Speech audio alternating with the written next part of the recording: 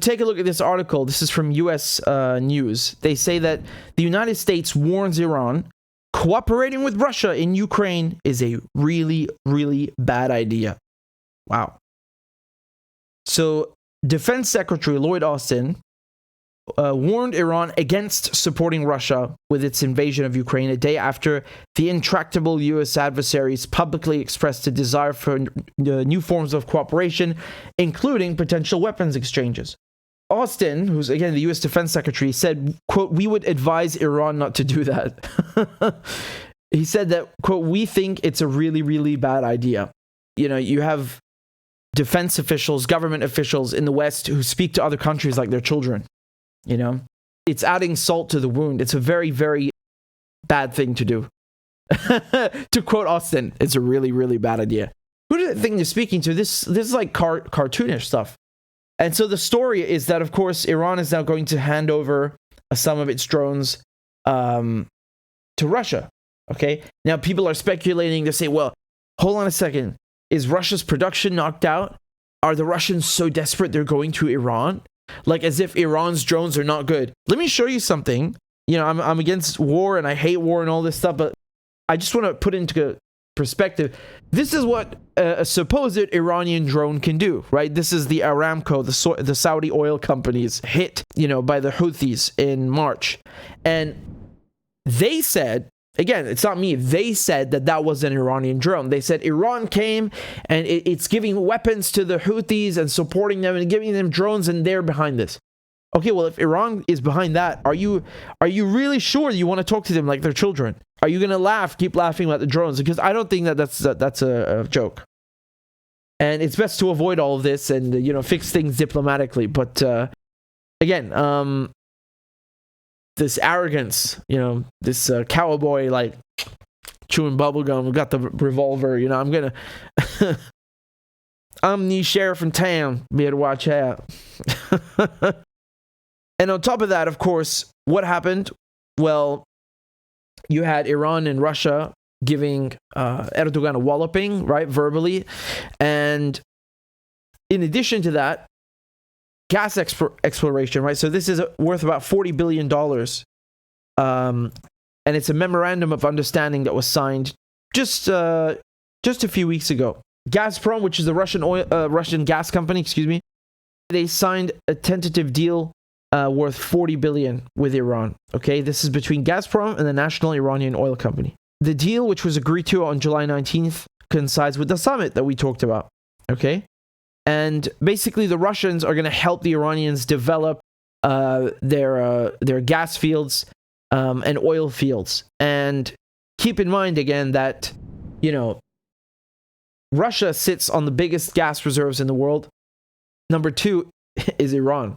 So if you think they're going to run out of resources magically, or again, they're missing the big picture here. They just can't see that there's a new world being formed. What am I supposed to say? And again, one of those things is, you know, ballooning the military budget up to $840 billion, and then doing stuff like this, right? So this is from the New York Times. The Senate passes a $280 billion industrial policy bill to counter China. Again, all about China. They're cooking this up. They're getting you ready to accept the future conflict with China that they have in store. And they'll start one way or another. They always lie. Gulf of Tonkin, Iraq, Syria. They always lie. And it's only afterwards, after 10 years, after 15 years, that people finally go, oh shit, oh yeah, okay, maybe it was them. And it's too late. What about the people there? What about the civilians? It's always, oh, okay. Man, come on. Let's take a look at this picture over here. What do you see? Who is threatening who? Are those US bases surrounding Iran, or Iranian bases surrounding the US? It's normal when you feel threatened like that, when you are threatened like that, you know, with military force, that, you know, you're going to look elsewhere and form alliances with other people that are also being screwed by the same person. And, you know, when you look at China, again, it's not just a question of bases on land, but things like AUKUS, you know, they want to help the Australian Navy to be a bit more advanced so they can work under them, not with them. That's really what it is. AUKUS is basically the United States giving the Australians a bit more advanced weaponry to help them when they attack China, right? So they can be good little doggies. Just like, the other Four Eyes, the UK, Canada, New Zealand. And, they go and they surround Iran with an aircraft carrier. They fly a B-52 next door, as a show of force. They do the same thing with the Chinese. They put bases around them. They put aircraft carriers around them. And then they say, oh, look at these bad people. We have to spend this money. We have to take your money. I'm sorry, you can't have health care. I'm sorry, a blood test costs $300. I'm sorry. China. I don't live in China. You don't live in China. What have we got to do with China? Why can't we fix this? What's in Europe, right? In the West. What's in the US? Why can't we do that? No. It's China. Iraq, Syria. Never ending. Same old shtick, man. It's sickening. And no one cares. I wonder how many nightly news shows are going to come and protest this absolutely obscene, this preposterous, outrageous, incorrigible excuse for a defense budget. What the fuck are you defending from, man?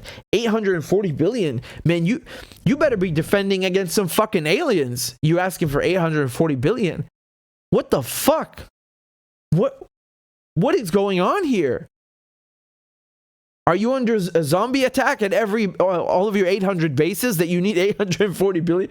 What's happening here? What kind of defense you got going on? Wow. I swear, man. They got some cheek. They really got some cheek.